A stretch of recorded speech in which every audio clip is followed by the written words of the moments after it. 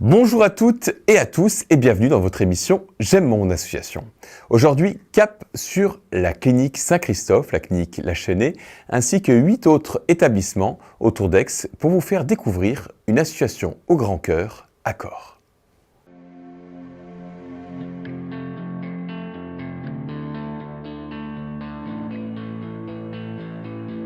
Alors, cette association a été créée il y a à peu près 3 ans. Nous nous sommes donnés pour mission d'accompagner par l'écoute les personnes gravement malades, faisant face au grand âge et parfois en fin de vie. Nous intervenons dans 8 établissements autour du pays d'Aix, avec lesquels nous signons des conventions de bénévolat.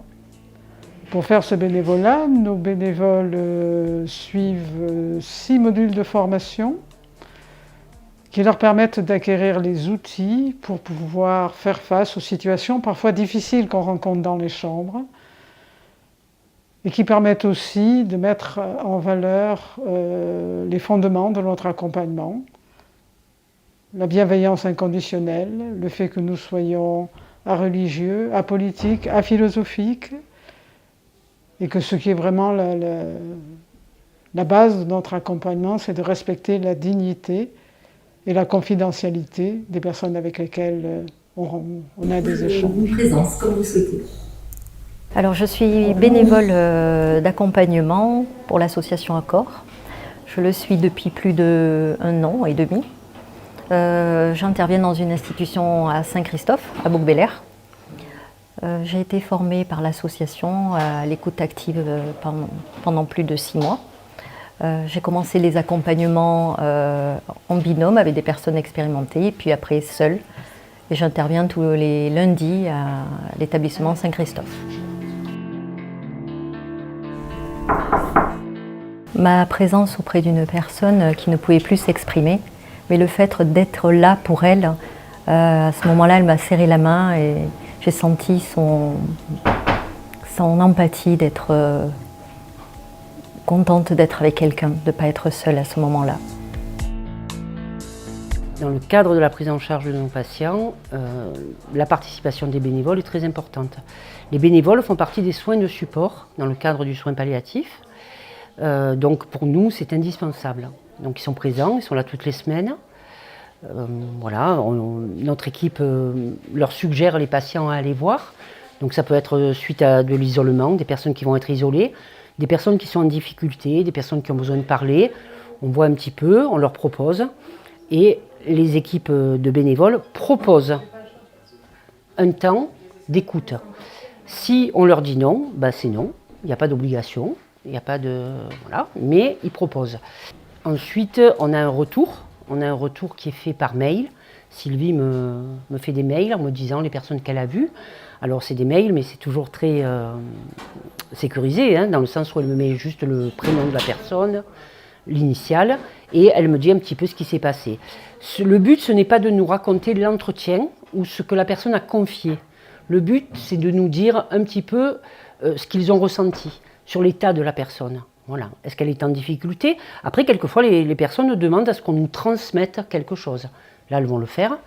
Mais sinon, elles vont nous dire qu'elles ont trouvé quelqu'un de plus tranquille, qui était mieux que la semaine d'avant, peut-être moins angoissé. Ou inversement, nous dire, là j'ai trouvé que la personne était très anxieuse.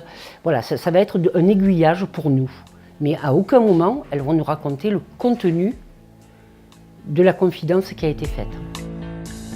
Ce que je pense que ça apporte, c'est tout ce qui vient de la société. Personnes hospitalisées, personnes malades, surtout dans des situations de grande vulnérabilité par rapport à leur situation, ont très peu de contacts avec l'extérieur. Les contacts, c'est l'hôpital, c'est les médecins, c'est les infirmiers. Ça va être essentiellement tout autour de la maladie. Quand quelqu'un de bénévole rentre dans leur chambre et vient leur parler, c'est quelqu'un qui vient de l'extérieur. Et donc, on s'ouvre sur autre chose, on reçoit autre chose, on peut discuter d'autres choses. Et la personne va amener, les bénévoles vont amener sur d'autres sujets. Si la personne a envie de parler de sa maladie, c'est son droit. Mais Elle peut parler aussi de la pluie, du beau temps, des vacances, de ce qu'elle a envie de faire, de sa famille, de ce qu'elle a envie de confier. Déjà pour moi, ce bénévolat s'est apparu comme une évidence à un moment dans ma vie, puisque j'ai toujours fait du social. Et du coup, c'était c'est une évidence. Et j'ai eu envie de retrouver un petit peu cette relation aux autres que j'avais au cours de ma vie professionnelle. Et voilà. Et à un moment aussi où j'ai eu envie de donner du sens au temps que j'avais. Alors nous, on est ravis de ce partenariat. On est ravis, non pas tellement pour nous, mais surtout pour nos patients. Dans la démarche d'accord, ce qui me paraît tout à fait pertinent, c'est qu'elle est ouverte à déjà tous les patients. L'autre avantage que je vois, c'est la récurrence. On est avec des partenaires qui vont s'engager. Pour être tout à fait transparent, on ne travaille qu'avec cette association parce que depuis qu'on les connaît, on trouve que avoir en face de nous des gens formés, des gens engagés et des gens disponibles, c'est beaucoup plus facile que de gérer, parce que des gens qui viennent et qui vous disent j'ai envie d'aider, il y en a plein. Des gens qui viennent et qui disent j'ai envie d'aider et je serai là véritablement pour les autres, il y en a beaucoup moins. Donc nous on est ravis de ce partenariat. Alors actuellement, on n'arrive pas à répondre à toutes les demandes qui nous sont faites par les institutions. Nous avons de nouvelles institutions dans lesquelles nous ne pouvons pas intervenir parce que nous manquons de bénévoles. Alors oui, si ça vous intéresse, venez rencontrer des bénévoles.